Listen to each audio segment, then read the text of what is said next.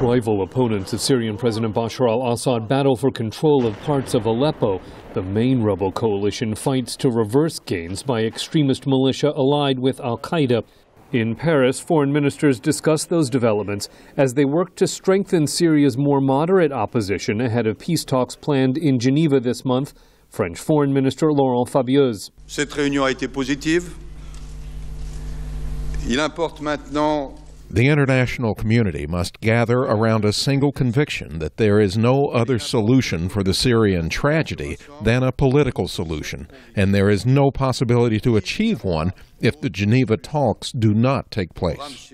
But Assad opponents have not committed to those talks because of differences about who truly represents the Syrian people, says U.S. Institute of Peace analyst Steve Heidemann. The Syrian coalition feels quite insecure about whether it would participate in Geneva as the sole legitimate representative of the Syrian people. There's concern that their participation could be compromised if groups outside of the coalition were invited to Geneva in the name of inclusion.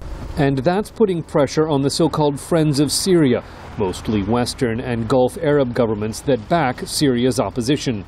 If the core Friends of Syria group cannot bring to Geneva a broad enough cross-section of the opposition to make those negotiations credible, then the outcome is never going to be accepted, never going to be taken as legitimate by groups on the ground, in particular the armed groups.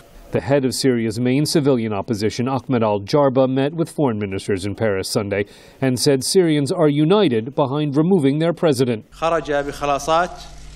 The most important aspect of today's meeting is that we all agree to say that Assad has no future in Syria. But President Assad says he's not stepping down and that these talks will be about fighting terrorists, among whom he includes the armed opposition. Mr. Assad's in a far stronger position than he was a year ago, says former U.S. Ambassador Adam Arely, and that makes the talks even more difficult. If I'm sitting in Damascus, in the presidential palace, I'll say, what transition? What the heck are you talking about? I'm not going anywhere, and who's going to make me? Beyond the question of Syria's opposition, there's also the issue of whether and how Iran might join these talks in Geneva. That's the focal point of talks here between Secretary Kerry and Russian Foreign Minister Sergei Lavrov on Monday.